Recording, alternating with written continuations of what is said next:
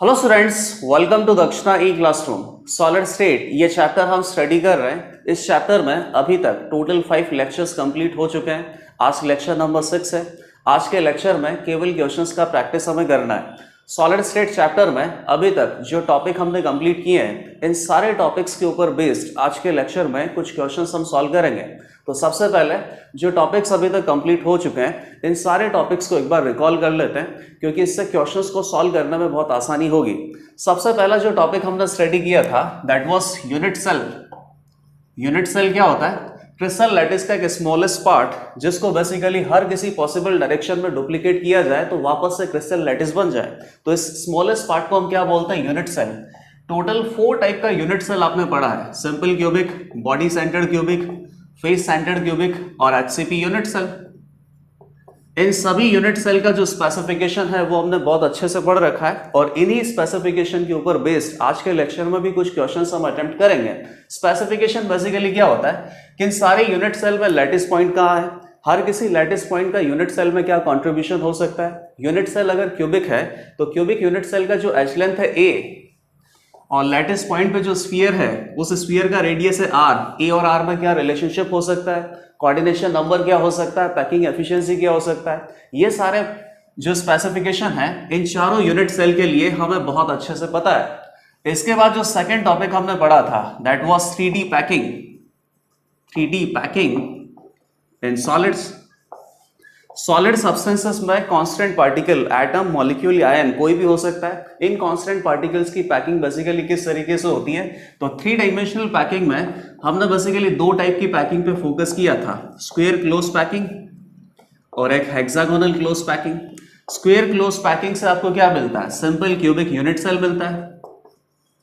और hexagonal close packing में basically 2 type से पैकिंग हमने देखा था: AB टाइप और ABC टाइप। AB टाइप में HCP यूनिट सेल मिलता है, और ABC टाइप पैकिंग को क्या बोलते हैं? Cubic close packing. Cubic close packing से हमें क्या मिलता है? FCC, face centred cubic unit cell.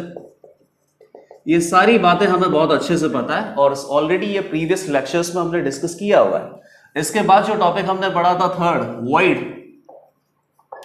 किसी भी सॉलिड सब्सटेंस में जो कांस्टेंट पार्टिकल होते हैं उन कांस्टेंट पार्टिकल को 3 डायमेंशनल पैकिंग किया जाता है। पैकिंग करने के बाद जो क्रिस्टल लैटिस फॉर्म होता है, इस क्रिस्टल लैटिस में कहीं ना कहीं वॉइड्स तो होते ही है, जैसे ये वॉइड है।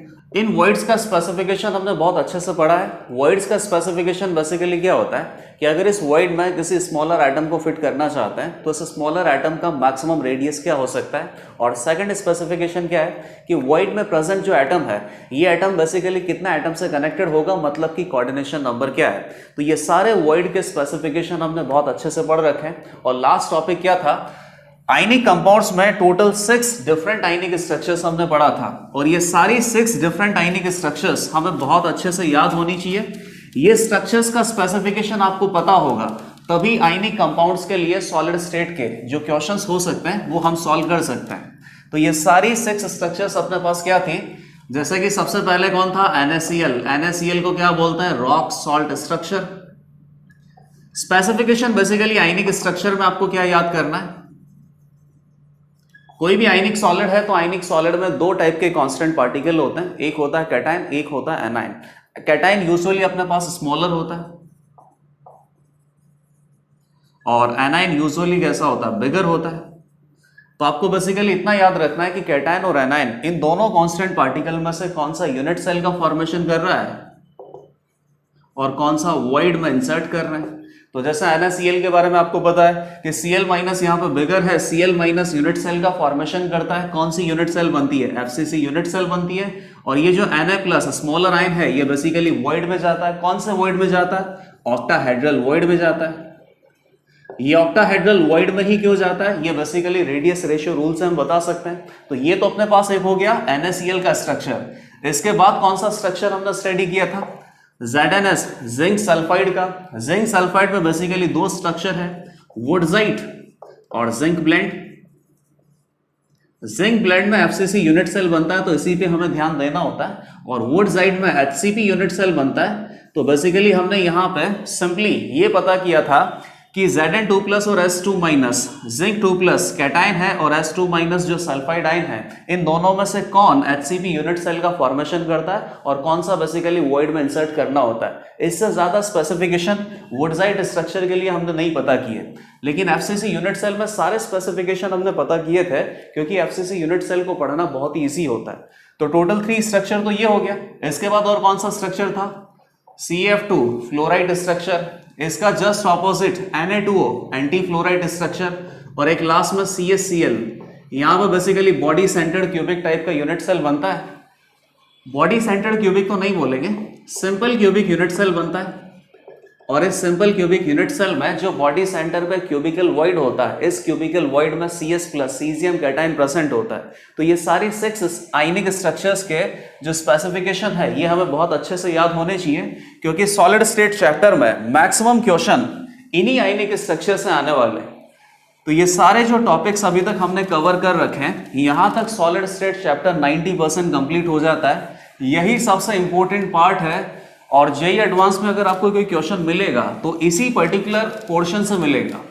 अब इस पोर्शन में जो टॉपिक्स हमने कवर किए हैं, इन टॉपिक्स के ऊपर बेस्ड आज के लेक्चर में टोटल 14 to 15 क्वेश्चन हमें अटेम्प्ट करना है। फर्स्ट 2 क्वेश्चंस ये हैं, इन दोनों क्वेश्चंस को आप बहुत अच्छे से नोट कर लो, एक बार खुद से अटेम्प्ट करो, खुद से अटेम्प्ट करने के बाद ही आपको सॉल्यूशन देखना है।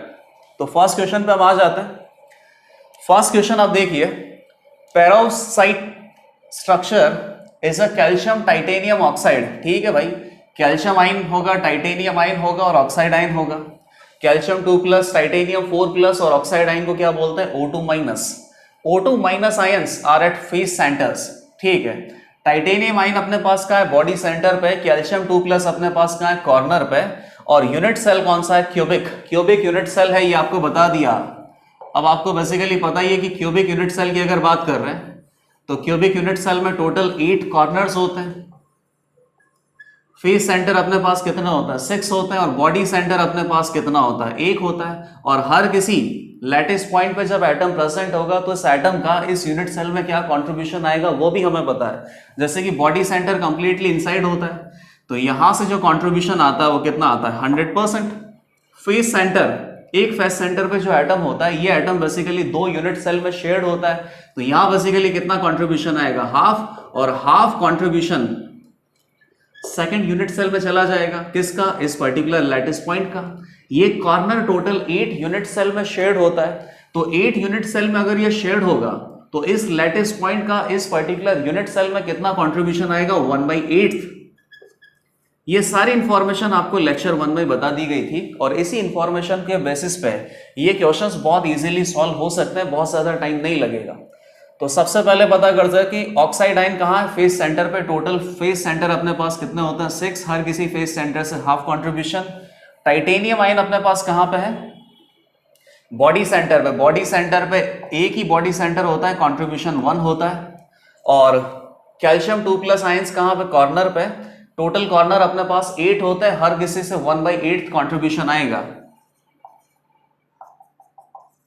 तो इस पर्टिकुलर कंपाउंड का सिंपलेस्ट फॉर्मूला अपने पास क्या हो गया, CaTiO3, और इसी को हम क्या बोलते हैं, पेरोक्साइड स्ट्रक्चर। तो फर्स्ट क्वेश्चन तो बेसिकली बहुत इजी था, जितना टाइम आपको इस क्वेश्चन को नोट करने में लगेगा उससे जल्दी तो क्वेश्चन सॉल्व हो गया। सेकंड स्ट्रक्चर पे आ जाओ। स्पाइनल स्ट्रक्चर की बात की गई है। Spinal structure is consisting of 2 type of metal cation. 2 type of metal cation है और 1 टाइप ऑफ एनायन है।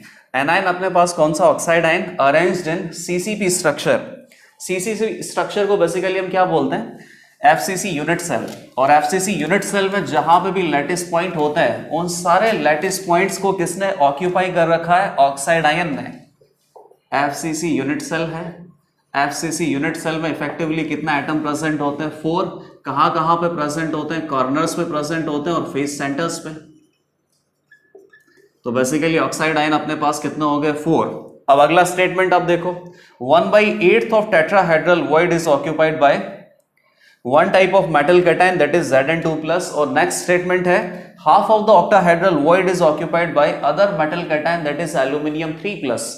तो बताइए effective number of atoms FCC unit cell में कितने होते हैं 4, और एफसीसी यूनिट सेल का फॉर्मेशन कौन कर रहा है ऑक्साइड आयन, तो बेसिकली ऑक्सीजन जो एटम है अपने पास कितने हो गए 4, टेट्राहेड्रल वॉइड कितने होते हैं 2 multiplied by effective number of atoms, तो tetrahedral void FCC unit cell में 8 होते हैं, ये हमें ऑलरेडी पता भी है। ऑक्टाहेड्रल वॉइड कितने होते हैं 1 multiplied by effective number of atoms, octahedral void अपने पास कितने होंगे 4, टेट्राहेड्रल वॉइड में 1/8 जो टेट्राहेड्रल वॉइड है, तो बेसिकली एक टेट्राहेड्रल वॉइड का बात हुआ, और उस टेट्राहेड्रल वॉइड में आपने किसको प्लेस कर रखा है Zn2+ को, तो Zn2+ अपने पास कितना हो गया एक ही हो गया, और हाफ ऑफ ऑक्टाहेड्रल वॉइड 4 है, हाफ ऑक्टाहेड्रल वॉइड मतलब कि 2 ऑक्टाहेड्रल वॉइड की बात है, और इन दोनों ऑक्टाहेड्रल वॉइड में कौन प्लेस किया गया है एल्यूमिनियम 3+, तो एल्यूमिनियम 3+ बेसिकली अपने पास कितने हो गए 2, तो यहां पे फॉर्मूला क्या बन जाएगा ZnEl2O4,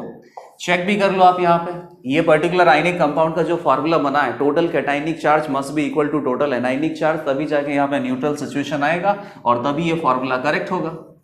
देख लो Zn के ऊपर 2+ है मल्टीप्लाइड बाई 1, एल्यूमिनियम के ऊपर कितना है 3+ है multiplied by 2, total 8 cationic charge है, ऑक्साइड आयन के लिए -2 है, टोटल 4 ऑक्साइड आयन है, तो यहां से कितना चार्ज आ गया -8, कैटायनिक चार्ज और एनायनिक चार्ज दोनों इक्विवेलेंट है, मतलब ये क्वेश्चन हमने बहुत सही से अटेम्प्ट कर लिया है। इन दोनों क्वेश्चंस को सॉल्व करने के लिए केवल आपको ये पता होना चाहिए कि यूनिट सेल बेसिकली कैसा है, simple cubic, body centred cubic और फेस सेंटर्ड क्यूबिक, इन सब में लैटिस पॉइंट कहां पे प्रेजेंट होते हैं और हर किसी लैटिस पॉइंट का क्या कॉन्ट्रीब्यूशन होता है। अब नेक्स्ट क्वेश्चन पे आते हैं, टोटल 14 to 15 क्वेश्चन हमें सॉल्व करना है। क्वेश्चंस में पहले यहां पे नोट कर लूंगा, साथ साथ आप क्वेश्चंस को लिखते हुए चलना, खुद से सॉल्व करना, खुद से सॉल्व करने के बाद ही आपको सॉल्यूशन देखना है। Almost 10 questions out of these 14 questions JEE advance से रिलेटेड हैं या जेईई एडवांस के ही हैं। नेक्स्ट क्वेश्चन आप देखिए, नेक्स्ट क्वेश्चन में एक क्रिस्टलाइन सॉलिड के बारे में हमें बता रखा है। इस क्वेश्चन को मैं कंप्लीटली बोर्ड पे लिखूंगा, लेकिन पहले क्वेश्चन को हम समझ लेते हैं। क्रिस्टलाइन सॉलिड का डेंसिटी आपको दे रखा है, एज लेंथ आपको दे रखा है, डेंसिटी दे रखा है, फिर आपसे यह पूछा है कि 256 ग्राम सैंपल में नंबर ऑफ एटम्स क्या होंगे। तो ये बेसिकली मोल कंसेप्ट का क्वेश्चन आ गया कि सैंपल का अगर आपको वेट दे रखा है तो सैंपल में नंबर ऑफ एटम्स आपको निकालना है, तो सबसे पहले आपको क्या फाइंड आउट करना पड़ेगा, मोल। मोल फाइंड आउट करने के लिए मॉलिक्यूलर वेट पता होना चाहिए किसका, इस पर्टिकुलर कंपाउंड का, जो भी क्रिस्टलाइन सॉलिड आपको दे रखा है। मॉलिक्यूलर वेट अगर आपको पता चल गया तो गिवन वेट में मॉलिक्यूलर वेट का डिवाइड करेंगे, मोल पता चल जाएगा, मोल को Na से मल्टीप्लाई करेंगे, नंबर ऑफ एटम्स आपको पता चल जाएंगे। तो बेसिकली ये तो आपको पता चल गया कि इस क्वेश्चन में फाइंड आउट आपको क्या करना है। अब इस क्वेश्चन को मैं अच्छे से लिख देता हूं, अ crystalline solid of pure substance, a crystalline solid of pure substance है, crystalline solid है, has FCC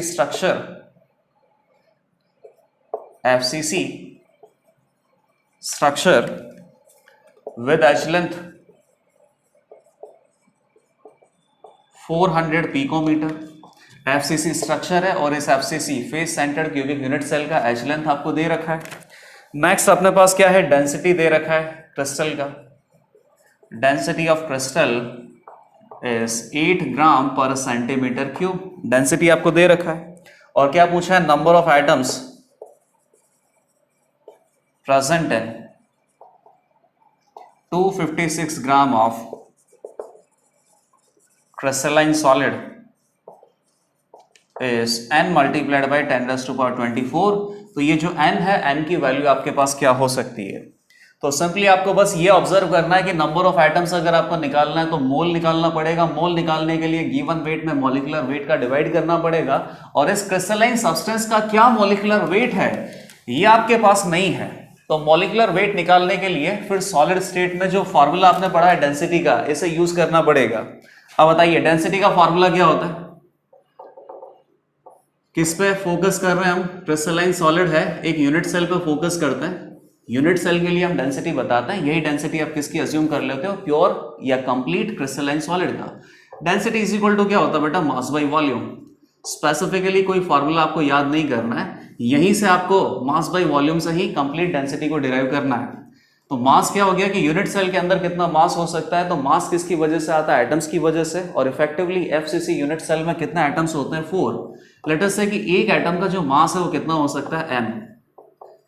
और m को अगर हम मॉलिक्यूलर वेट कंसीडर करें ग्राम में, तो इस मॉलिक्यूलर वेट में Na का डिवाइड आप कर दो तो ये अपने पास किसका हो जाएगा, एक एटम का मास। टोटल एफसीसी यूनिट सेल में कितना एटम्स होते हैं, 4। तो 4 एटम्स का मास अपने पास कितना हो जाएगा, 4 multiplied by m divided by Na।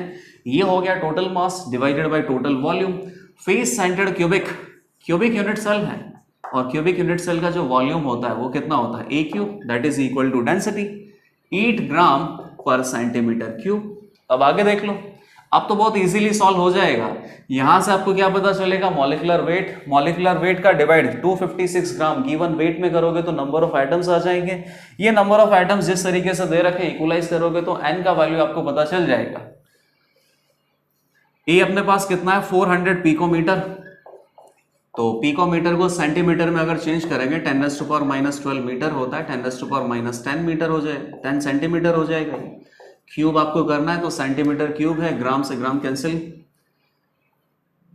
यहां से अपने पास ये कितना आ जाएगा, 10⁻30। ये मल्टीप्लाई किया तो 4 into 10⁻8 centimetre cube. 4 into 4 into 4 64। 4 divided by 64 m divided by Na multiplied by 10⁻24 is equal to 8। इतना हो गया ये, ठीक है। ये 16 टाइम्स ये 128। तो यहां से आपको क्या पता चला कि m equal to 128 into 10⁻24 multiplied by Na। इसी तरीके से लिख देता हूं। और ये जो मॉलिक्यूलर वेट है इस क्रिस्टलाइन सॉलिड का, ये अपने पास किस में आ गया, ग्राम में। अब मॉलिक्यूलर वेट आने के बाद नंबर ऑफ एटम्स आप फाइंड आउट करो। किस तरीके से, पहले मोल निकालेंगे, मोल को Na से मल्टीप्लाई करेंगे, तब जाके नंबर ऑफ एटम्स अपने को पता चलेंगे। तो मोल अपने पास क्या हो गया, W by m given weight divided by molecular weight. 256 gram divided by molecular weight है 128 इंटू 10⁻24 मल्टीप्लाइड बाई Na। ग्राम में ही मॉलिक्यूलर वेट है, ग्राम से ग्राम चला गया, ये कितना हो गया, 2। तो 2 divided by 10⁻24 multiplied by Na। ये हो गया number of moles. Number of moles को Na से मल्टीप्लाई करेंगे तो नंबर ऑफ एटम्स आ जाएंगे, multiplied by Na multiplied by Na। ये अपने पास क्या हो गया, number of atoms. Number of atoms basically कितने आ गए, 2 इंटू 10⁻24। और आपको नंबर ऑफ एटम्स कितने दे रखे हैं, n मल्टीप्लाइड बाई 10⁻24। तो यहां से n का वैल्यू कितना आ गया, 2। और ये जे एडवांस का क्वेश्चन है, बहुत ही सिंपल क्वेश्चन है। केवल आपको ये देखना था फाइनल स्टेटमेंट में क्या लिखा है कि नंबर ऑफ एटम्स दे रखे हैं n मल्टीप्लाइड बाई 10⁻24 और n की वैल्यू आपको फाइंड आउट करनी है। तो बताइए नंबर ऑफ एटम्स हम कब बता सकते हैं, गिवन वेट में मॉलिक्यूलर वेट का डिवाइड करेंगे तो मोल आएंगे, मोल को Na से मल्टीप्लाई करेंगे तब जाके नंबर ऑफ एटम्स आएंगे। तो यहां पर बेसिकली प्रॉब्लम क्या आ गई कि आपके पास मॉलिक्यूलर वेट ही नहीं था। तो मॉलिक्यूलर वेट आपने कहां से निकाला, डेंसिटी के फॉर्मूले से। तो सबसे पहले मॉलिक्यूलर वेट निकाला, मॉलिक्यूलर वेट से मोल निकाला, मोल से नंबर ऑफ एटम निकाले, नंबर ऑफ एटम्स को n मल्टीप्लाइड बाई 10⁻24 से इक्वलाइज किया तो n का वैल्यू अपने पास कितना आ गया, 2। तो ये क्वेश्चन पे बेसिकली बहुत इजी था। अब नेक्स्ट क्वेश्चन पे आते हैं। टोटल 3 क्वेश्चन अभी तक हमने अटेम्प्ट कर लिए, और जो शुरुआती पार्ट था यूनिट सेल वाला और डेंसिटी कैलकुलेशन का, उसी से रिलेटेड ये सारे क्वेश्चंस थे।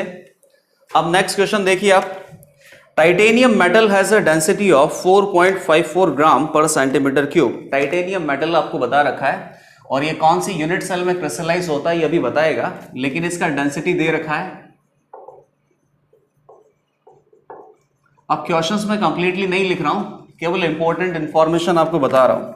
टाइटेनियम मेटल है, डेंसिटी है 4.54 ग्राम पर सेंटीमीटर क्यूब, ठीक है। Edge length of 412.6 picometre edge length है। किसी पर्टिकुलर यूनिट सेल में ये क्रिस्टलाइज हो रहा है, उस यूनिट सेल का एज लेंथ आपको कितना दे रखा है, 412.6 picometre. In what cubic unit cell, ये भी बता दिया कि ये क्यूबिक यूनिट सेल में ही क्रिस्टलाइज होता है। अब क्यूबिक यूनिट सेल में सिंपल क्यूबिक भी हो सकता है, बॉडी सेंटर्ड क्यूबिक भी हो सकता है, फेस सेंटर्ड क्यूबिक भी हो सकता है। कौन सी यूनिट सेल में ये क्रिस्टलाइज होगा ये तो सॉल्व करने के बाद ही पता चलेगा। In what cubic unit cell titanium crystallises, और टाइटेनियम का जो एटॉमिक मास है या एटॉमिक मास नंबर है वो क्या दे रखा है 48। तो बताइए क्यूबिक यूनिट सेल कौन सा हो सकता है, simple cubic, body centred cubic या फेस सेंटर्ड क्यूबिक। इसके लिए आपको क्या करना पड़ेगा, डेंसिटी आपको प्रोवाइडेड है तो डेंसिटी का फॉर्मूला आप यूज करो। तो डेंसिटी इज इक्वल टू क्या होता है, मास बाय वॉल्यूम। मास किसका होता है, एटम का, और एक पर्टिकुलर यूनिट सेल में कितना एटम क्रिस्टलाइज होते हैं, इफेक्टिवली कितना एटम्स प्रेजेंट होते हैं ये आपको पता है। लेट अस से कि Z एटम्स किसी पर्टिकुलर यूनिट सेल में, किसी पर्टिकुलर क्यूबिक यूनिट सेल में क्रिस्टलाइज हो रहे हैं। Z का वैल्यू अगर 1 है तो सिंपल क्यूबिक हो सकता है, Z का वैल्यू 2 है तो बॉडी सेंटर्ड क्यूबिक हो सकता है, और effective number of atoms face centred cubic में कितने आते हैं 4। तो अगर यहां से Z का वैल्यू 4 आ जाएगा तो ये आपको पता चल जाएगा कि face centred cubic unit cell में ही टाइटेनियम मेटल क्रिस्टलाइज हो रहा है। मल्टीप्लाइड बाई एक एटम का मास, एक एटम का मास कितना है 48 ग्राम डिवाइडेड बाई N है। ये इसको और आप कैसे लिखते हैं डायरेक्ट 48 EMU। ये एक एटम का मास है, ये अपने पास 48 ग्राम, एक मोल एटम का मास है। एक मोल एटम में एक मोल एटम के मास में एक मोल में कितना एटम्स होते हैं N है, इसका डिवाइड करेंगे तब भी वापस से क्या आ जाएगा, एक एटम का मास। तो ये हो गया अपने पास एक पर्टिकुलर यूनिट सेल में टोटल मास। टोटल मास में टोटल वॉल्यूम का डिवाइड कर दो, 4126 पिकोमीटर 10⁻⁻10 सेंटीमीटर क्यूब, और यहां से डेंसिटी आपको प्रोवाइडेड है। डेंसिटी के साथ इक्वलाइज करोगे, सारी वैल्यूज यहां पे पुट कर सकते हैं, तो फाइनली आपके पास आंसर क्या आएगा Z। अगर Z का वैल्यू 1 आता है तो कौन सा यूनिट सेल आएगा, simple cubic unit cell. Z का वैल्यू 2 है तो body centred cubic unit cell, और Z का वैल्यू 3 है तो face centred cubic unit cell. Question बहुत ईजी था और बहुत अच्छे से हम इसे सॉल्व कर सकते हैं। टोटल 4 क्वेश्चन हमने कंप्लीट कर लिए। अब नेक्स्ट पार्ट पे आ रहे हैं। नेक्स्ट पार्ट में बेसिकली क्या है, वॉइड्स। तो वॉइड्स में ट्राइंगुलर वॉइड है, टेट्राहेड्रल वॉइड है, ऑक्टाहेड्रल वॉइड है और क्यूबिकल वॉइड है। ये चारों टाइप के वॉइड हमने पढ़े हैं। इन वॉइड्स के जो स्पेसिफिकेशन है, इन स्पेसिफिकेशन के ऊपर बेस्ड कुछ क्वेश्चंस हमें अटेम्प्ट करना है। नेक्स्ट क्वेश्चन आप देखना, कैल्शियम आयन का रेडियस आपको दे रखा है, ऑक्साइड आयन का रेडियस भी दे रखा है। कैल्शियम आयन बेसिकली क्या होता है, कैल्शियम 2+ आयन, और ऑक्साइड आयन क्या है O2- आयन। इन दोनों का रेडियस आपको दे रखा है 94 पिकोमीटर, 146 पिकोमीटर। आगे क्या पूछा है, predict crystal structure of calcium oxide. ये आपसे पूछा है कि कैल्शियम ऑक्साइड का जो क्रिस्टल स्ट्रक्चर है ये क्या हो सकता है। तो जो क्रिस्टल स्ट्रक्चर आपने बेसिकली पढ़े हैं ना, उन्हीं में से आपको मैच करना है। और किस तरीके से ये क्रिस्टल स्ट्रक्चर हम फाइंड आउट कर सकते हैं, कैटायन और एनायन दोनों का रेडियस आपको दे रखा है, तो यहां से क्या पता करना होगा, रेडियस रेशो। और ये रेडियस रेशो बेसिकली कौन से रीजन में आता है, उससे आपको ये पता चल जाएगा कि कैटायन जो कि स्मॉलर एटम है ये कौन से टाइप के वॉइड को ऑक्यूपाई करता है। उसी के बाद आप इसके स्ट्रक्चर को प्रेडिक्ट कर सकते हो। तो ये कितना हो गया अपने पास, R cation divided by R anion, that is equal to 94 divided by 146। Let us say कि ये मैं 100 कर देता हूं, ये 150 कर देता हूं, ये कितना हो गया 2/3 विच इज इक्वल टू 0.666, इसी के करीब आएगा। ये जो रेडियस रेशो है ये 0.414 से तो ज्यादा है लेकिन 0.732 से कम है। यहाँ पे क्या होता है, ऑक्टाहेड्रल वॉइड, यहाँ पे क्या होता है, क्यूबिकल वॉइड। तो ये बेसिकली ऑक्टाहेड्रल वॉइड की जो रेडियस है उससे तो थोड़ा सा ज्यादा है, लेकिन क्यूबिकल वॉइड का जो रेडियस है उससे कम है। मतलब Ca2+ किसको ऑक्यूपाई करता है, ऑक्टाहेड्रल वॉइड को। और यहाँ पे जो आयनिक स्ट्रक्चर है वो थोड़ा एक्सपेंडेड होगा। जो नॉर्मल FCC यूनिट सेल होता है, आपको ये भी पता चल गया कि कैल्शियम 2+ ऑक्टाहेड्रल वॉइड में है, और जो टोटल 6 आयनिक स्ट्रक्चर आपने पढ़ा है उसमें केवल एक ही आयनिक स्ट्रक्चर में कैटायन मतलब कि स्मॉलर आयन ऑक्टाहेड्रल वॉइड में जाता है। कौन सी स्ट्रक्चर थी वो, NaCl, रॉक सॉल्ट स्ट्रक्चर। तो क्या पता चल गया कि कैल्शियम ऑक्साइड का जो स्ट्रक्चर है एग्जैक्टली रॉक सॉल्ट स्ट्रक्चर के जैसा होगा, रॉक सॉल्ट स्ट्रक्चर। कैल्शियम 2+ कहां जा रहा है, ऑक्टाहेड्रल वॉइड में, और ऑक्साइड आयन बेसिकली क्या करेगा, FCC यूनिट सेल का फॉर्मेशन करेगा। तो ये अंदाजा आपने कैल्शियम ऑक्साइड की स्ट्रक्चर के बारे में लगा लिया, केवल आपने क्या देखा था, रेडियस रेशियो रूल को याद कर रखा है। तो उस रेडियस रेशियो रूल से ये प्रेडिक्ट कर लिया कि कैटायन कौन से वॉइड में जा सकता है, जिस वॉइड में ये जा सकता है उसको फिर आपने मैच किया, जो 6 टाइप ऑफ स्ट्रक्चर आपने ऑलरेडी पढ़ा हुआ है। तो यहां से आंसर क्या आ गया कि कैल्शियम ऑक्साइड का रॉक सॉल्ट स्ट्रक्चर हो सकता है। अब नेक्स्ट क्वेश्चन पे आ जाते हैं। सॉलिड AB की बात कर रहे हैं और AB का जो स्ट्रक्चर है वो NaCl के जैसा है। AB सॉलिड है, NaCl स्ट्रक्चर है, मतलब कि रॉक सॉल्ट स्ट्रक्चर है। कैटायन और एनायन इन दोनों में से एक क्या करेगा, FCC यूनिट सेल का फॉर्मेशन करेगा और दूसरा ऑक्टाहेड्रल वॉइड में जाएगा। If radius of cation is this much then maximum possible radius of anion is, question लिख देता हूं, if radius of cation is, और कैटायन अपने पास कौन है, A+ is 120 picometre, then maximum possible radius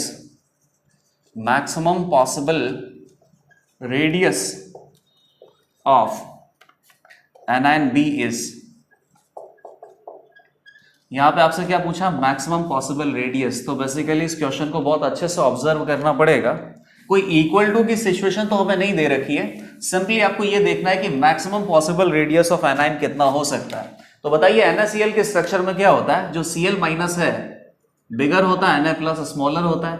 anion FCC lattice का formation करता है और cation basically octahedral void occupy करता है। ऑक्टाहेड्रल वॉइड जब ये ऑक्यूपाई करेगा तो यहां बेसिकली कैटायन और एनायन का जो रेडियस रेशियो है ये कितना आना चाहिए, 0.414 से तो ज्यादा आना चाहिए और 0.732 से कम आना चाहिए। रेडियस रेशियो की रेंज से हम ये बता सकते हैं कि एनायन B- का मैक्सिमम पॉसिबल रेडियस क्या हो सकता है। बताइए रेडियस रेशियो क्या होता है, कैटायन का रेडियस डिवाइडेड बाय एनायन का रेडियस। यहां पर एनायन की रेडियस आपको मैक्सिमाइज करनी है, तो जैसे ही एनायन का रेडियस मैक्सिमाइज होगा, जो कंप्लीट रेडियस रेशियो है इसकी वैल्यू क्या हो जाएगी, मिनिमाइज। और ऑक्टाहेड्रल वॉइड के लिए रेडियस रेशियो का मिनिमम वैल्यू क्या हो सकता है, 0.414।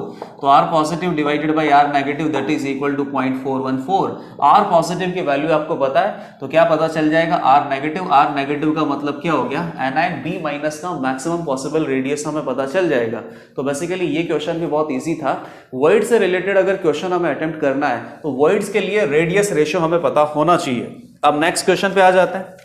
नेक्स्ट क्वेश्चन में KCl और NaCl के बारे में आपको दे रखा है और बेसिकली KCl और NaCl का जो face centred cubic unit cell बनेगा, इस यूनिट सेल का जो एज लेंथ है, इन दोनों एज लेंथ का रेशियो आपको पता करना है। क्वेश्चन बहुत ही अच्छा है और इस क्वेश्चन को सॉल्व करने के लिए NaCl और KCl का कंप्लीट स्ट्रक्चर आपको बनाना पड़ेगा, क्योंकि कंप्लीट स्ट्रक्चर बनाएंगे तभी आप क्या फाइंड आउट कर सकते हो, जो क्यूबिक यूनिट सेल बनेगा, क्यूबिक यूनिट सेल का एज लेंथ। तो यहां बेसिकली आपको क्या यूज करना पड़ेगा, R पॉजिटिव और R नेगेटिव में जो रिलेशनशिप आता है। नेक्स्ट क्वेश्चन आप देखना बहुत अच्छे से, इस कंप्लीट क्वेश्चन को मैं लिख देता हूं। KCl crystallises in same type of lattice as does NaCl। तो KCl कैसा है, सेम NaCl के जैसा, और NaCl आपको पता ही है क्या पता होता है, Na+ और Cl- यहाँ पे प्रेजेंट है। Cl- FCC लैटिस का फॉर्मेशन करता है और Na+ ऑक्टाहेड्रल वॉइड को ऑक्यूपाई करता है। तो एग्जैक्टली उसी तरीके से यहाँ पे Cl- FCC लैटिस का फॉर्मेशन करेगा और K+ ऑक्टाहेड्रल वॉइड को ऑक्यूपाई करेगा। K+ Cl- FCC lattice octahedral void. अब नेक्स्ट स्टेटमेंट इन्होंने क्या बोला है, R पॉजिटिव और R नेगेटिव का रेशियो दे रखा है दोनों के केस में। तो यहां तो क्या हो जाएगा, R Na+ R Cl-, यहां क्या हो जाएगा, Rk+ R Cl-। ये रेडियस रेशियो कितना है, यहां पर है 0.55, इधर है 0.74। ठीक है, आगे क्वेश्चन इन्होंने क्या पूछा है, calculate ratio of side of unit cell of KCl to NaCl। Calculate ratio of side मतलब कि edge length of unit cell of KCl to NaCl। KCl का जो अपने पास FCC लैटिस बन रहा है, इस FCC लैटिस में जो एज लेंथ है, इस एज लेंथ का रेशियो NaCl के FCC लैटिस के एज लेंथ के साथ आपको निकालना है। दोनों में जो एज लेंथ है, इस एज लेंथ का वैल्यू आपको नहीं दे रखा है, आपको केवल कैटायन और एनायन का रेडियस रेशियो दे रखा है। इस कैटायन और एनायन के रेडियस रेशियो से ही आपको क्या फाइंड आउट करना है, इन दोनों की एच लेंथ फाइंड आउट करनी है, और एच लेंथ फाइंड आउट करने के बाद फाइनली आपको रेशियो रिपोर्ट करना है। तो एच लेंथ फाइंड आउट करने के लिए आर पॉजिटिव, आर नेगेटिव और ए में आपको रिलेशनशिप पता करना है। अब यहाँ पर मैंने आपको बहुत अच्छे से कुछ एक्सप्लेन किया हुआ है कि कभी भी किसी आयनिक कंपाउंड की स्ट्रक्चर आती है तो इस आयनिक कंपाउंड में कैटायन और एनायन जहां पे कनेक्टेड होते हैं वहीं से आपको ए और आर में रिलेशनशिप फाइंड आउट करना होता है। तो बताइए, रॉक सॉल्ट स्ट्रक्चर में कैटायन कहाँ प्रेजेंट होता है, ऑक्टाहेड्रल वॉइड में। ऑक्टाहेड्रल वॉइड एक तो कहाँ होता है, बॉडी सेंटर पे, और बाकी ऑक्टाहेड्रल वॉइड कहाँ होता है, एज के सेंटर पे। लेट अस से कि यहाँ पे Na+ प्रेजेंट है, एच के सेंटर पे ऑक्टाहेड्रल वॉइड होता है, और इस ऑक्टाहेड्रल वॉइड में कौन प्रेजेंट होता है, कैटायन। और एनायन मतलब कि Cl- अपने पास कहाँ प्रेजेंट होता है, सेंटर्स पे प्रेजेंट होता है, फेस सेंटर्स पे प्रेजेंट होता है। तो एनायन यहाँ पे अपने पास इधर प्रेजेंट है, Cl-, तो इसी एज से ए और आर पॉजिटिव, आर नेगेटिव में रिलेशनशिप हम फाइंड आउट करते हैं। तो बताइए, इस एच के अबाउट अगर आपने देखा तो कॉर्नर्स पे कौन प्रेजेंट है, एनायन, और एच के सेंटर पे जो ऑक्टाहेड्रल वॉइड है, इस ऑक्टाहेड्रल वॉइड में कौन प्रेजेंट है, कैटायन। तो ये क्या हो गया basically, R- plus R plus plus R plus plus R minus, that is equal to edge length A। तो ये कितना हो गया, 2R plus plus 2R minus, that is equal to A। R को लिख देता हूं मैं RNA plus plus RCl minus, that is equal to ANaCl। Exactly same structure अपने पास किसका है, KCl की यूनिट सेल का। तो KCl की यूनिट सेल के लिए भी आप यहां पर एच लेंथ निकाल सकते हो, यही एक्सप्रेशन आने वाला है। तो इस एक्सप्रेशन को वापस एक बार आप लिख दो, 2 into RK plus plus RCl minus, that is equal to AKCl। और AKCl और ANaCl का रेशियो आपको बताना, तो AKCl divided by ANaCl that is equal to 2RK plus plus 2RCl minus divided by 2RNA plus plus RCl minus. ये bracket में है, 2 से 2 चला गया। अब यहां से हम क्या कर सकते हैं कि RK प्लस और RCl माइनस का वैल्यू आप RK प्लस और RNA प्लस का value in terms of Cl minus put कर सकते हैं। तो K प्लस का वैल्यू कितना आएगा, K plus divided by Cl minus का रेडियस रेशियो था 0.74, और Na plus divided by Cl minus का रेडियस रेशियो था 0.55। तो ये कितना आ गया, 0.74 multiplied by Cl minus, RCl minus into 0.74 plus RCl minus. Exactly उसी तरीके से यहां पर RCl minus multiplied by 0.55 plus RCl minus, that is equal to this ratio. यहां से RCl माइनस कॉमन आ जाएगा, तो जो न्यूमेरिकल रेशियो आएगा उसको आप फाइंड आउट कर लेना। ये क्वेश्चन बहुत इंपॉर्टेंट था। इस क्वेश्चन से बेसिकली आपने ये रिवाइज कर लिया कि किसी भी पर्टिकुलर आयनिक स्ट्रक्चर में जहां पर कैटायन और एनायन कनेक्टेड होते हैं, केवल उसी जगह से आप रेडियस के बीच में या एज लेंथ के बीच में कोई रिलेशनशिप फाइंड आउट कर सकते हो। अब इस तरीके से कभी भी रिलेशनशिप फाइंड आउट मत करना। जैसे आप में से किसी को लगा कि सर NaCl तो face centred cubic unit cell बनाता है, और face centred cubic unit cell बनाने के लिए किसका यूज होता है, Cl माइनस का। Na+ बेसिकली कहां जाता है, वॉइड में। ठीक है, मान लिया मैंने। अब जब Cl minus face centred cubic unit cell बनाएगा तो ये Cl माइनस कहां प्रेजेंट होगा, कॉर्नर्स पे तो प्रेजेंट होगा ही होगा, और साथ साथ और कहां प्रेजेंट होता है, फेस सेंटर पे। टोटल फेस सेंटर कितने होते हैं, 6। और ये जो फेस सेंटर के एटम है ये बेसिकली कॉर्नर के एटम को टच करते हैं। सेकंड क्लास में हमने यही पढ़ा था। तो यहां पे बेसिकली ये जो फेस डायगोनल होता है, इस फेस डायगोनल से ही ए और आर के बीच में रिलेशनशिप फाइंड आउट करते हो। तो ये बेसिकली सेकंड क्लास तक ठीक है, नॉन आयनिक स्ट्रक्चर तक ठीक है, ये आंसर यहां से आ जाएगा। लेकिन आयनिक स्ट्रक्चर में ये आंसर कभी भी नहीं आ सकता। उसका रीजन क्या है कि यहाँ पे जो वॉइड में Na+ प्रेजेंट है, इस Na+ का जो रेडियस है वॉइड की मैक्सिमम रेडियस से ज्यादा होता है, तो बेसिकली ये लैटिस एक्सपेंड हो जाता है। जब ये लैटिस एक्सपेंड हो जाता है तो ये कॉर्नर के जो अपने पास Cl- है, ये फेस सेंटर के Cl- के साथ कनेक्टेड नहीं होता है। कनेक्टेड नहीं होता है तो यहां से कोई रिलेशनशिप आप फाइंड आउट नहीं कर सकते। रिलेशनशिप बेसिकली कहां से फाइंड आउट करना होगा, जहां पे वॉइड प्रेजेंट है। वॉइड अपने पास ऑक्टाहेड्रल है और ऑक्टाहेड्रल में Na+ प्रेजेंट है। जब भी वॉइड में कोई एटम होता है तो वो एटम, जो एटम वॉइड बनाते हैं उन एटम से तो कनेक्टेड होता ही है। तो बेसिकली H सेंटर पे ऑक्टाहेड्रल वॉइड होता है और ऑक्टाहेड्रल वॉइड में जहां Na प्लस प्रेजेंट है ये Cl माइनस से कनेक्टेड है, और Na प्लस और Cl माइनस जहां पे कनेक्टेड है केवल वहीं से एच लेंथ A और R प्लस और R माइनस का रेशियो आ सकता है, या उनके बीच में रिलेशनशिप हम फाइंड आउट कर सकते हैं। अब नेक्स्ट क्वेश्चन पे आ जाते हैं। नेक्स्ट क्वेश्चन में अपने पास क्या दे रखा है, coordination number of barium ion, sorry next question है CSBr सीजियम ब्रोमाइड के बारे में। सीजियम ब्रोमाइड का BCC स्ट्रक्चर आपको दे रखा है, एज लेंथ आपको दे रखा है, शॉर्टेस्ट इंटर आयनिक डिस्टेंस आपको बतानी है। तो जो स्ट्रक्चर आपको बना रखी है उसको आप अच्छे से बना दो, फिर उसमें इंटर आयनिक डिस्टेंस आप बहुत अच्छे से बता सकते हो। CSBr का स्ट्रक्चर है BCC स्ट्रक्चर है, बॉडी सेंटर्ड क्यूबिक टाइप से। तो बेसिकली बॉडी सेंटर्ड क्यूबिक में लैटिस पॉइंट अपने पास कहां पे होते हैं, कॉर्नर पे तो होते ही हैं, और एक बॉडी सेंटर पे होता है। CSCl के जैसा स्ट्रक्चर है, तो CSCl में Cl माइनस क्या करता है, सिंपल क्यूबिक यूनिट सेल बनाता है, और CS प्लस बॉडी सेंटर पे जो क्यूबिकल वॉइड होता है इस क्यूबिकल वॉइड में प्रेजेंट होता है। तो यहाँ पे क्यूबिकल वॉइड में अपने पास कौन प्रेजेंट है, सीजियम प्लस, और कॉर्नर्स पे अपने पास कौन प्रेजेंट है, Br माइनस। और ये जो क्यूबिकल वॉइड में Cl प्लस प्रेजेंट है ये बेसिकली मैक्सिमम रेडियस का यहाँ पे फिट किया हुआ है आपने, तो ये कॉर्नर के जो एटम्स है इनसे कनेक्टेड होगा। तो बॉडी डायगोनल के अलोंग ये जो Br माइनस है वो CS प्लस से कनेक्टेड होंगे। अब आपसे यहाँ क्या पूछा है, शॉर्टेस्ट इंटर आयनिक डिस्टेंस। तो इंटर आयनिक मतलब कि कैटायन और एनायन का डिस्टेंस आपको पता करना है, और शॉर्टेस्ट डिस्टेंस होना चाहिए।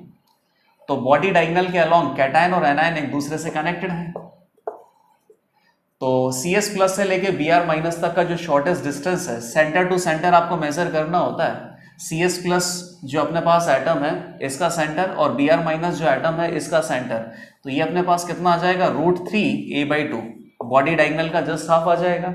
A की वैल्यू आपको दे रखी है, इस यूनिट सेल का एच लेंथ कितना दे रखा है, 4.3 एंगस्ट्रॉम। A का वैल्यू अगर आपको दिया हुआ है तो √3a/2 की वैल्यू आप निकाल सकते हो। √3a/2 is the shortest inter ionic distance between CS plus and Br minus. तो ये क्वेश्चन भी कुछ ज्यादा इजी था, केवल आपको स्ट्रक्चर बनाना था। स्ट्रक्चर बनाने के बाद आप इसके बारे में कोई भी स्पेसिफिकेशन की वैल्यू बता सकते हो। नेक्स्ट क्वेश्चन पे आता है। अब नेक्स्ट क्वेश्चन में अगेन ये सारे आयनिक स्ट्रक्चर से रिलेटेड क्वेश्चन है। रॉक सॉल्ट स्ट्रक्चर आपने देख लिया, इसके बाद आपने चाहे तो ये सिंपल क्यूबिक स्ट्रक्चर देख लिया जहां पे क्यूबिकल वॉइड में CS प्लस प्रेजेंट होता है। अब अगले आने वाली स्ट्रक्चर्स और क्या हो सकती है, जैसे कि फ्लोराइड स्ट्रक्चर हो सकता है, एंटी फ्लोराइड हो सकता है, या फिर अपने पास ZNS का स्ट्रक्चर हो सकता है।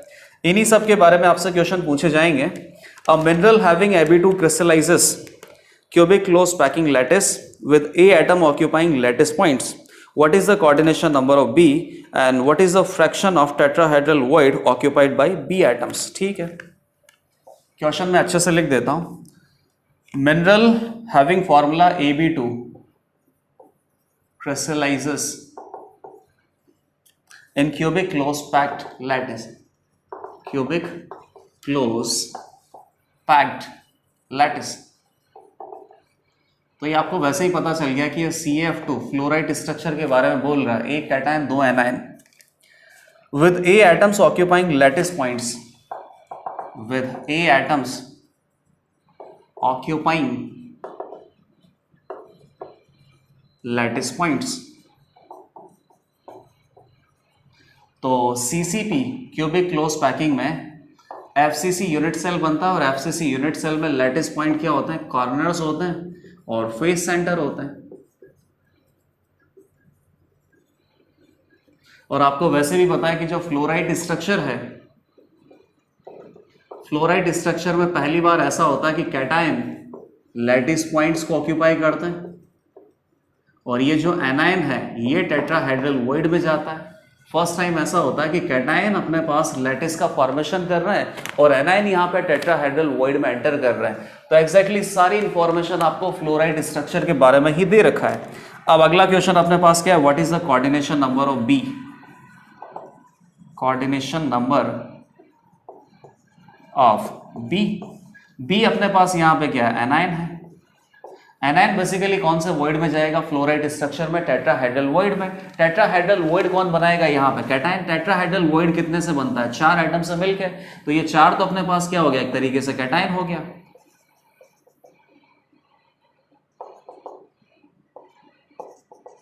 और यहाँ जो वॉइड में अपने पास कौन होगा B माइनस, तो B माइनस कितना है A2 प्लस से कनेक्टेड होगा 4। वॉइड का जो कोऑर्डिनेशन नंबर है वो तो बहुत इजीली होता है, जितने एटम से वॉइड बनता है वही वॉइड का कोऑर्डिनेशन नंबर होगा। तो बेसिकली 4 एटम से टेट्राहेड्रल वॉइड बनता है, तो टेट्राहेड्रल वॉइड का कोऑर्डिनेशन नंबर कितना हो जाएगा 4। तो ये क्वेश्चन का जो आंसर है ये तो बहुत इजीली आ गया। अब नेक्स्ट क्वेश्चन आप देखिए, what fraction of tetrahedral void occupied by B atoms. तो FCC लैटिस की अगर बात करें तो face centred cubic unit cell बनता है। यहाँ पे इफेक्टिवली कितने नंबर ऑफ एटम्स प्रेजेंट होते हैं 4। तो टेट्राहेड्रल वॉइड बेसिकली कितने होते हैं 4 multiplied by 2 8। Total 8 tetrahedral void होते हैं face centred cubic unit cell में। ये हमने बहुत बार पढ़ रखा है। और इन सारे 8 टेट्राहेड्रल वॉइड में एनाइन प्रेजेंट होता है। ये हमने कहाँ पे पढ़ा था, फ्लोराइड स्ट्रक्चर में। तो सेकंड अपने पास क्या आ गया, What fraction of tetrahedral void occupied by B atoms? B अपने पास यहाँ पे एनाइन है, तो 100% फ्रैक्शन ही ऑक्यूपाई करेगा। सारे के सारे 8 टेट्राहेड्रल वॉइड में B माइनस एटम एंटर करेगा। तो ये क्वेश्चन भी बहुत इजीली हमने सॉल्व कर लिया। नेक्स्ट हम आ जाते हैं BF2 की स्ट्रक्चर के बारे में बता रखा है। BF2 barium difluoride. तो फिर ये तो क्वेश्चन आसान हो गया ना। बेरियम डाइफ्लोराइड की अगर बात कर रखी है, एक कैटायन है, 2 एनायन है, मतलब वापस से फ्लोराइड स्ट्रक्चर के बारे में बोल रही है। क्वेश्चन में अच्छे से लिख देता हूं, कोऑर्डिनेशन नंबर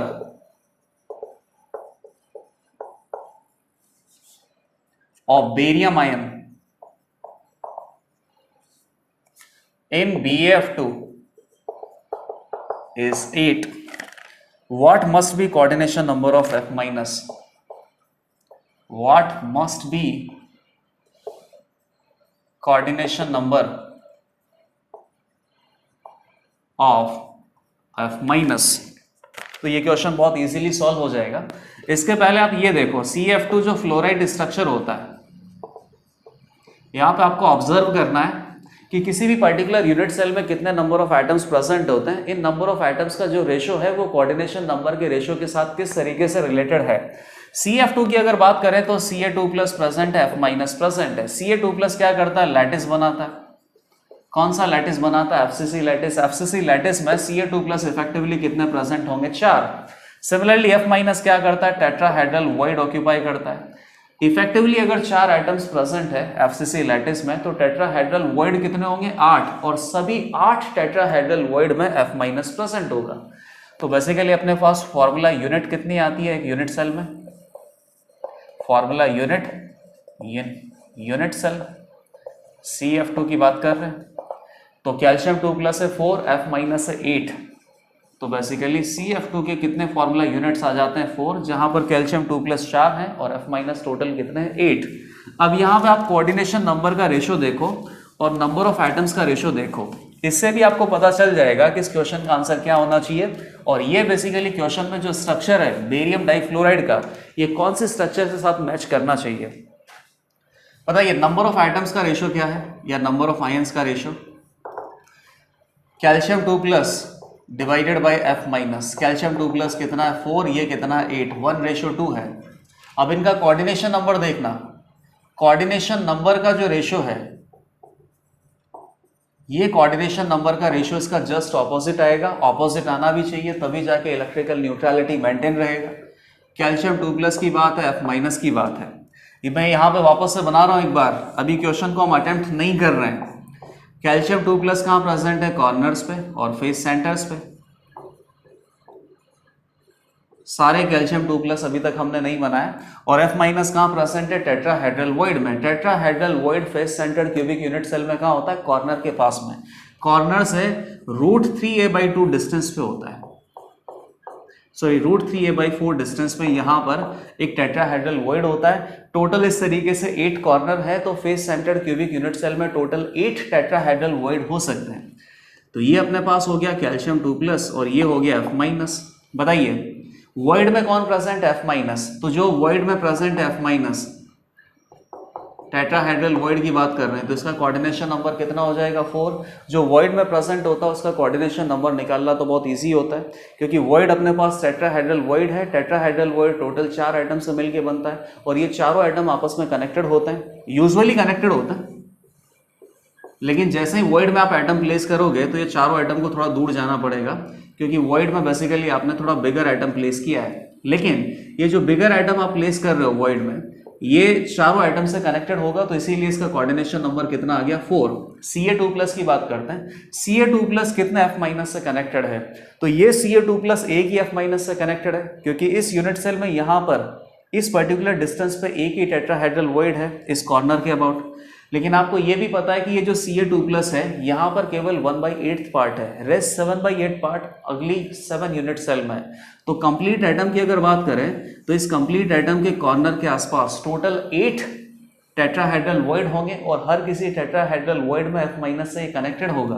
तो Ca2+ का कोऑर्डिनेशन नंबर अपने पास कितना आ जाएगा 8 और F- का कोऑर्डिनेशन नंबर कितना आ गया 4। तो ये रेशो अपने पास कितना आ गया 2:1। तो क्या पता चल गया कि जो कोऑर्डिनेशन नंबर का रेशो है वो यूनिट सेल में प्रेजेंट कैटायन और एनायन के रेशो के जस्ट ऑपोजिट होता है। तो ये आपको पता चल गया। अब इस क्वेश्चन पे आ जाते हैं। कोऑर्डिनेशन नंबर बेरियम 2+ का आपको कितना दे रखा है 8 कोऑर्डिनेशन नंबर का पॉसिबल है, और इसी स्ट्रक्चर के साथ BF2 के साथ बताइए कब पॉसिबल है। 8 कोऑर्डिनेशन नंबर का पॉसिबल है जब बेरियम 2+ कहां प्रेजेंट हो, कॉर्नर पे प्रेजेंट हो, और कॉर्नर के आसपास 8 टेट्राहेड्रल वॉइड होते हैं, सभी टेट्राहेड्रल वॉइड में ये F- से कनेक्टेड होगा। तो इसका कोऑर्डिनेशन नंबर अगर 8 है तो F- का कोऑर्डिनेशन नंबर कितना होगा 4, क्योंकि बेरियम 2+ के आसपास टेट्राहेड्रल वॉइड में F- प्रेजेंट होता है, और जो टेट्राहेड्रल वॉइड में प्रेजेंट होगा उसका कोऑर्डिनेशन नंबर 4 आना ही है। What must be coordination number of F-? तो ये आंसर अपने पास आ गया। और ये इसका स्ट्रक्चर बेसिकली किसके जैसा होगा, फ्लोराइड स्ट्रक्चर है, CF2 के जैसा है। नेक्स्ट क्वेश्चन पे आ जाते हैं। अब नेक्स्ट काफी कम क्वेश्चन अपने पास हैं और ये क्वेश्चन सारे बहुत ही जल्दी सॉल्व हो जाएंगे। नेक्स्ट क्वेश्चन में अपने पास एक स्ट्रक्चर दे रखा है और इस स्ट्रक्चर को सॉल्व करते हुए बेसिकली आपको ये बताना कि कैटायन कितने प्रेजेंट है, एनायन कितने प्रेजेंट है। अभी तक जो भी क्वेश्चन दे रखे थे इन सब में क्वेश्चन का एक लैंग्वेज था।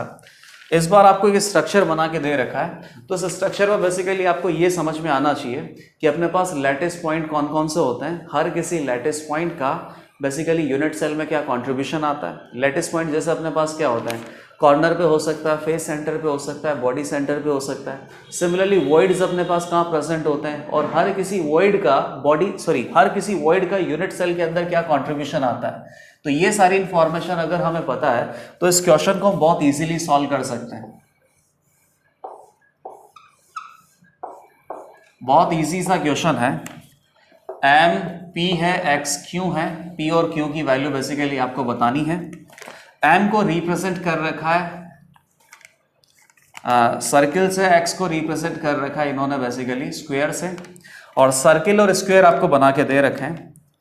तो सर्किल अपने पास कहाँ है, कॉर्नर पे बना दिए,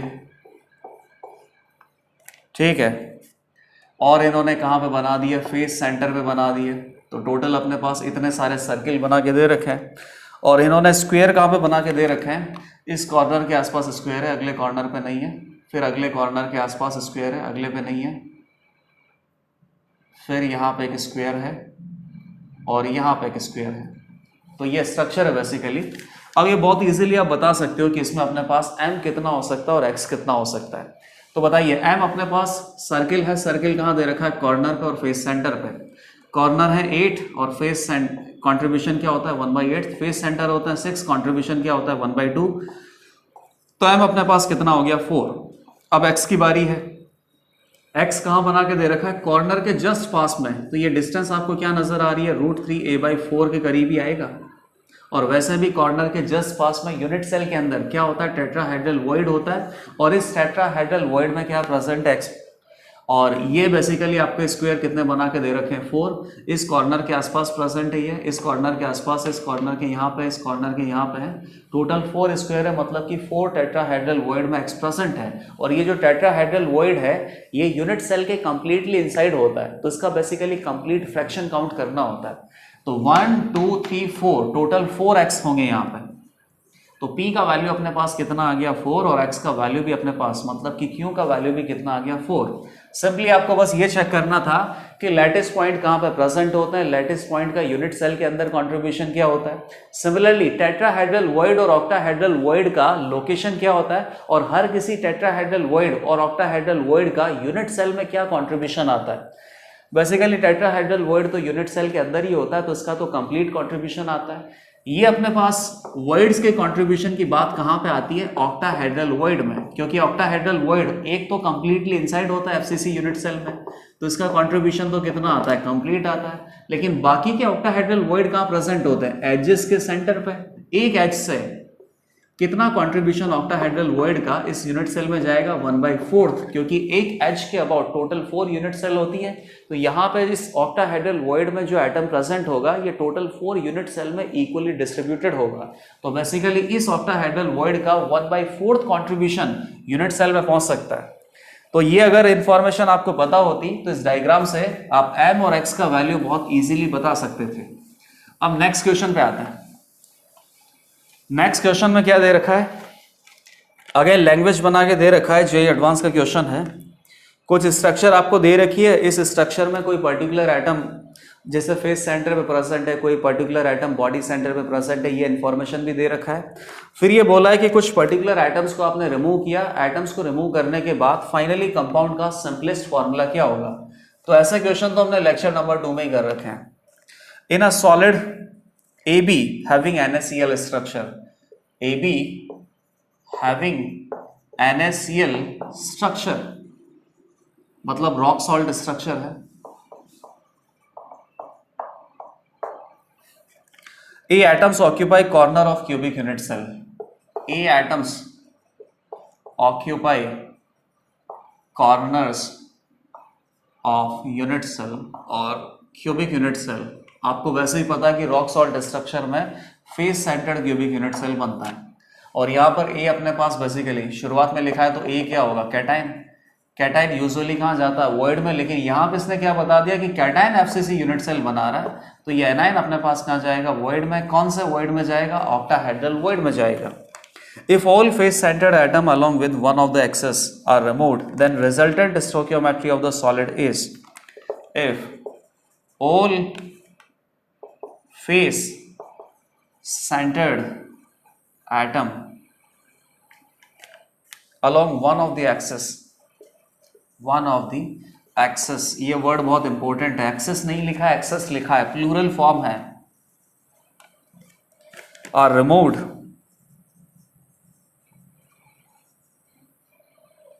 then resultant stoichiometry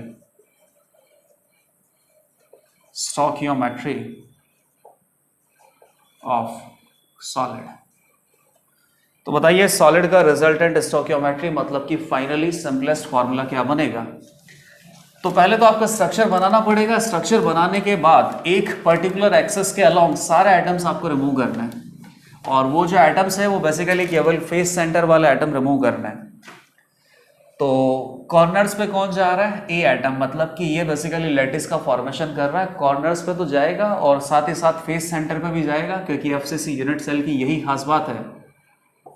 ऐसा नहीं कि इसने कॉर्नर बोला है तो केवल कॉर्नर पे ही ए एटम प्रेजेंट है, ऐसा बिल्कुल नहीं है, क्योंकि इसने ऑलरेडी बता रखा है कि NaCl स्ट्रक्चर है, एफसीसी यूनिट सेल बनेगा, कॉर्नर के साथ साथ फेस सेंटर पे भी प्रेजेंट है। तो ए कहाँ प्रेजेंट है अपने पास, कॉर्नर्स पे, टोटल 8 कॉर्नर्स और फेस सेंटर्स पे। और बी कहाँ प्रेजेंट होगा, बेसिकली ऑक्टाहेड्रल वॉइड में। ऑक्टाहेड्रल वॉइड अपने पास क्या होता है, एकदम बॉडी सेंटर पे एक ऑक्टाहेड्रल वॉइड होता है, और टोटल 12 ऑक्टाहेड्रल वॉइड कहाँ पे होते हैं, एजेस के सेंटर पे। और हर किसी एजेस से कितना कंट्रीब्यूशन आता है, 1/3 × 12, तो यहाँ से 3 ऑक्टाहेड्रल वॉइड आ जाएंगे, सॉरी 1/4 कंट्रीब्यूशन आता है। तो 3 ऑक्टाहेड्रल वॉइड तो ये बॉडी सेंटर पे कंप्लीट कंट्रीब्यूशन आता है। टोटल मिला के एफसीसी यूनिट सेल में 4 ऑक्टाहेड्रल वॉइड प्रेजेंट होते हैं। ये सब ठीक है। If all face centred atom along one of the axes are removed, तो लेट अस से कि ये एक एक्सेस मान लिया आपने, एक्स और वाई, तो बेसिकली इस प्लेन की बात कर रहा है। एक पर्टिकुलर प्लेन के अलोंग सारे फेस सेंटर के एटम रिमूव करना है और कोई रिमूव नहीं करना है, मतलब बी तो यहाँ पे रिमूव नहीं होगा। बी वॉइड में प्रेजेंट है ना, तो बी तो यहाँ पे रिमूव नहीं होगा, फेस सेंटर वाले आपको रिमूव करने हैं। लेट अस से कि ये एक्सेस आप मान लो, तो इसी के अलोंग ये भी तो है, तो इस एक्सेस के अलोंग या इस प्लेन के अलोंग आपने सारे फेस सेंटर के एटम रिमूव कर दिए। तो बेसिकली कितने फेस सेंटर अपने पास चले गए? 2 फेस सेंटर। एक फेस सेंटर का कॉन्ट्रीब्यूशन कितना होता है? हाफ, और 2 फेस सेंटर अगर चले गए तो ए एटम कितना रिमूव करना पड़ेगा? 1।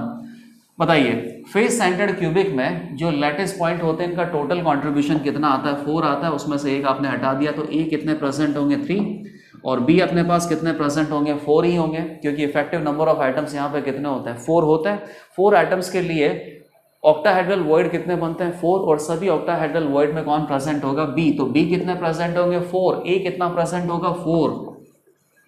लेकिन अब वन ऑफ द एक्सेस से आपने फेस सेंटर के एटम हटा दिए, तो हाफ यहां से हट गया, हाफ यहां से हट गया, कंप्लीट ए एटम रिमूव हो गया। तो ए की वैल्यू बेसिकली अभी अपने पास कितने हो गए? 3। तो फाइनली ये सब रिमूव करने के बाद इस सॉलिड का जो फाइनल स्टोइकियोमेट्रिक फॉर्मूला है दैट इज A3B4। तो ये क्वेश्चन भी बहुत इजीली हो गया। नेक्स्ट क्वेश्चन पे आ जाते हैं। नेक्स्ट क्वेश्चन में क्या है? Percentage of void space in AB solid having rock salt structure if radius ratio is this, having cation anion contact।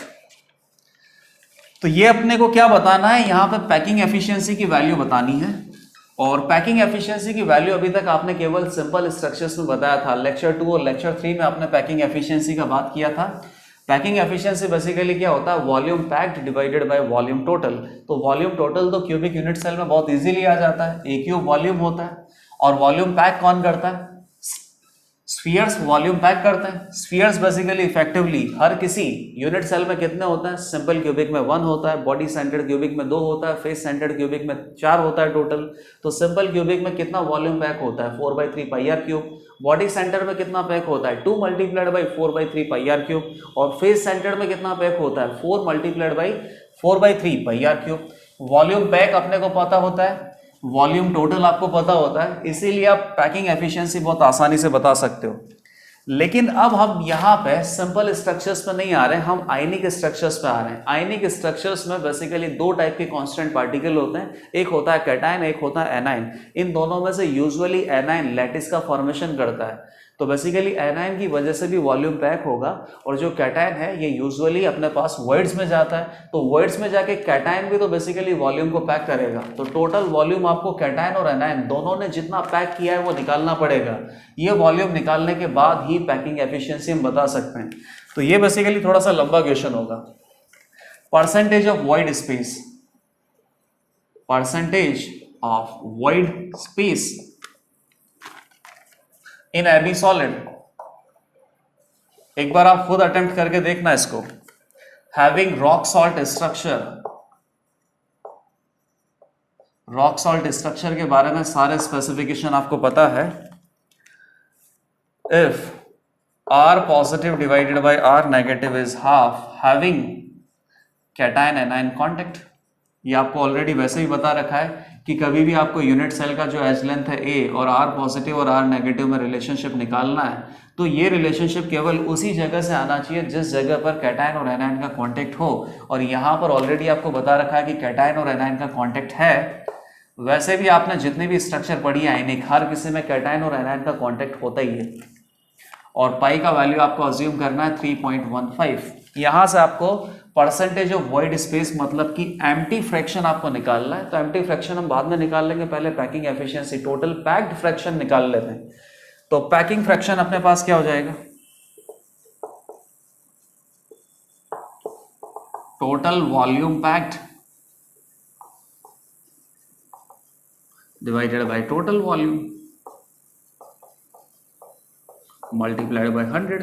इस पैक्ड फ्रैक्शन को 100 में से माइनस कर देंगे तो एम्प्टी फ्रैक्शन आ जाएगा।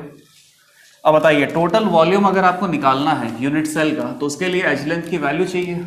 और यहाँ पे जो FCC यूनिट सेल दे रखा है, इस यूनिट सेल का एज लेंथ आपको नहीं बता रखा।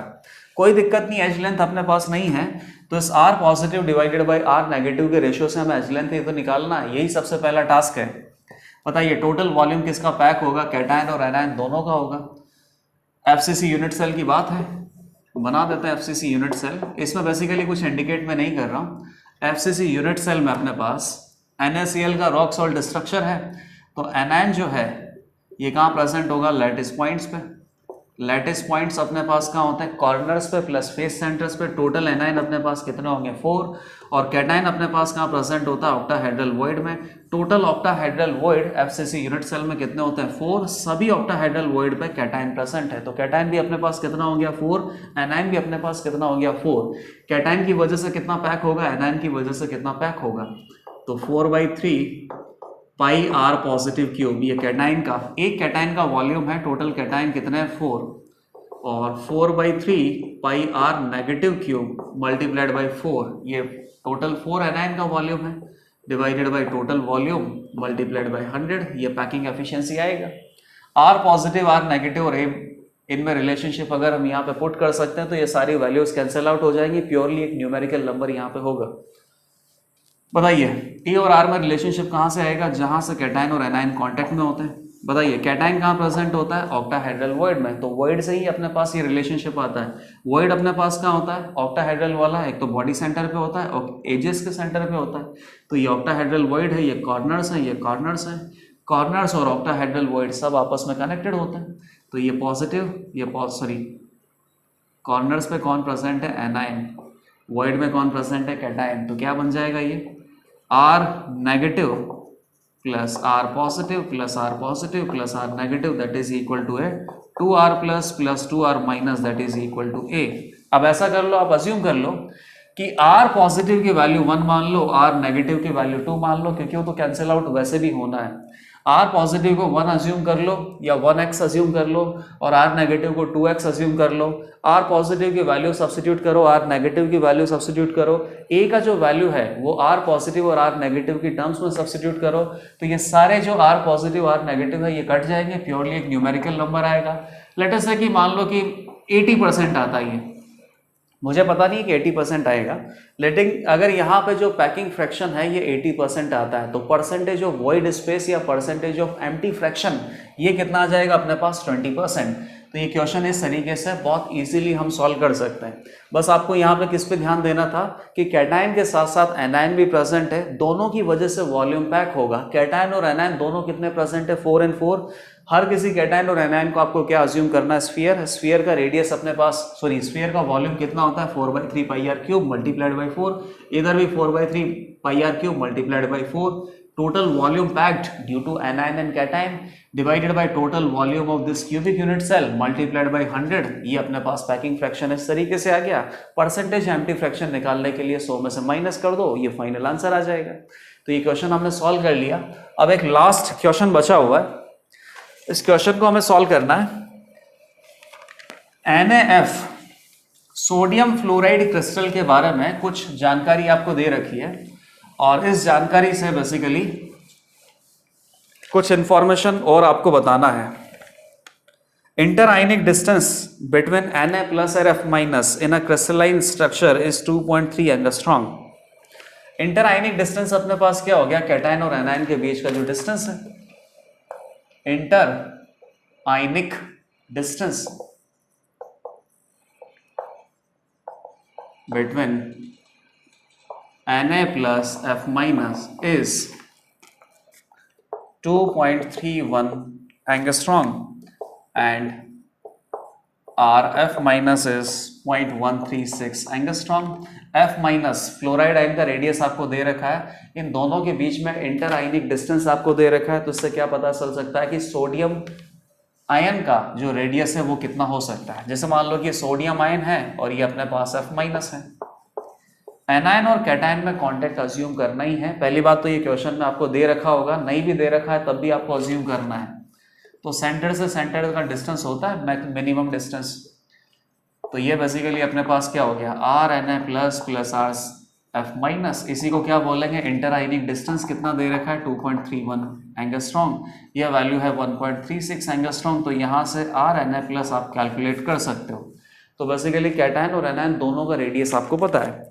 अब आपसे क्या पूछा है, रेडियस रेशो पूछा है। कैटायन का रेडियस आपने निकाल लिया, रेडियस रेशो अपने पास कितना हो जाएगा, R N A plus divided by R F minus, ये रेशियो आप निकाल के दे दो। अगला क्वेश्चन क्या है, edge length of cubic unit cell, edge length of cubic unit cell.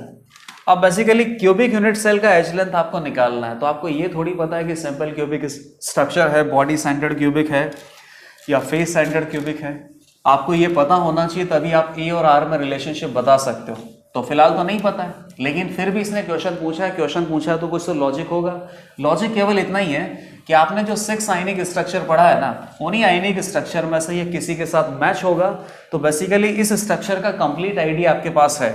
सबसे पहले आपको क्या निकालना पड़ेगा, रेडियस रेशियो। रेडियस रेशियो से ही पता चलेगा कि जो अपने पास स्मॉलर आयन मतलब कि कैटायन है, ये कैटायन बेसिकली कहाँ जाएगा, ऑक्टाहेड्रल वॉइड में जाएगा या टेट्राहेड्रल वॉइड में जाएगा। इसी के अकॉर्डिंग आपको आयनिक स्ट्रक्चर अज्यूम करना है। वैसे भी आपको पता है कि जितने भी आयनिक स्ट्रक्चर्स आपने पढ़ी है, उसमें से ZnS वुडजाइट को छोड़ के हर किसी में face centred cubic unit cell आता है, और एक CSCl में face centred cubic unit cell नहीं आता है। ZnS में वुडजाइट, इसमें HCP यूनिट सेल आता है, और CSCl में सिंपल क्यूबिक यूनिट सेल आता है, जिसमें क्यूबिकल वॉइड में CS प्लस प्रेजेंट होता है। बाकी के जो 4 स्ट्रक्चर है, हर किसी में face centred cubic unit cell ही बनता है। तो यहाँ पर भी एग्जैक्टली वही आंसर अपने पास आएगा। देखना, बताइए Na प्लस का क्या रेडियस होगा, 2.31, 1.36, तो ये अपने पास कितना हो गया, 0.95 हो गया ये। अब 0.95 divided by 2.31 cation, sorry divided by anion, anion अपने पास कितना है, 1.36 है। 1.5 1.0 अज्यूम कर लेता हूँ मैं इसको, तो ये कितना हो जाएगा, 2/3। इसका मतलब सिंपली नज़र आ रहा है कि ये 0.666 के करीब आ सकता है। तो जो रेडियस रेशो है ये 0.414 से ज़्यादा आ रहा है, 0.732 से कम आ रहा है। इसका मतलब कैटायन कहाँ जाएगा, ऑक्टाहेड्रल वॉइड में। ऑक्टाहेड्रल वॉइड में अगर कैटायन जा रहा है, मतलब सिंपली NaCl का स्ट्रक्चर है, रॉक सॉल्ट स्ट्रक्चर है। रॉक सॉल्ट स्ट्रक्चर में आपको पता है क्या है कि एनायन यहाँ पे लैटिस का फॉर्मेशन करता है। लैटिस अपने पास कौन सा होता है, face centred cubic unit cell, और कैटायन ऑक्टाहेड्रल वॉइड को ऑक्यूपाई करता है। और कैटायन और एनायन में जहाँ पे कांटेक्ट होता है, उसी कांटेक्ट से आप क्या निकाल सकते हो, क्यूबिक यूनिट सेल का एज लेंथ। तो बताइए कांटेक्ट कहाँ पे होता है, कांटेक्ट तो वही होगा ना, वॉइड में, और वॉइड की लोकेशन आपको पता है। बिना वॉइड के तो कैटायन और एनायन में कांटेक्ट कैसे आएगा। वॉइड की लोकेशन अपने पास कहाँ होती है, कौन से वॉइड की बात है, ऑक्टाहेड्रल वॉइड की। Na प्लस ऑक्टाहेड्रल वॉइड में जा रहा है, F minus FCC unit cell बना रहा है। FCC यूनिट सेल बना रहा है, कहाँ प्रेजेंट होगा, फेस सेंटर्स पे और कॉर्नर्स पे। Na प्लस ऑक्टाहेड्रल वॉइड में प्रेजेंट होगा। ऑक्टाहेड्रल वॉइड अपने पास कहाँ होता है, एज सेंटर पे होता है। टोटल 12 एजेस होती हैं, 1/4 कॉन्ट्रीब्यूशन आता है, तो टोटल 3 ऑक्टाहेड्रल वॉइड का कॉन्ट्रीब्यूशन तो यहाँ से आता है, और एक octahedral void completely inside body centre होता है। तो टोटल मिला के कितने ऑक्टाहेड्रल वॉइड हो जाते हैं FCC यूनिट सेल में, 4। और ये सारी इंफॉर्मेशन ऑलरेडी पता ही है। तो इसी एज से आपको एज लेंथ निकालना होता है, या E और R के बीच में रिलेशनशिप आता है। तो ये कॉर्नर पे एनायन, ये कॉर्नर पे एनायन, और ये एच सेंटर पे cation. R negative R positive, मतलब कितना हो गया, 2R plus plus 2R minus, that is equal to A। R positive और R नेगेटिव का वैल्यू आपको पता है, तो क्यूबिक यूनिट सेल में एज लेंथ A की वैल्यू हम बता सकते हैं। तो ये सारे टोटल 14 क्वेश्चन हमने अटेम्प्ट किए। ये सभी 14 क्वेश्चन अभी तक जो टॉपिक्स हमने डिस्कस किए हैं सॉलिड स्टेट में, इन्हीं सब के ऊपर बेस्ड थे। अभी तक सॉलिड स्टेट में जितने भी टॉपिक आपने डिस्कस किए हैं ना, ये ऑलमोस्ट 90% सिलेबस को कवर कर देते हैं, और यही सबसे इम्पोर्टेंट है।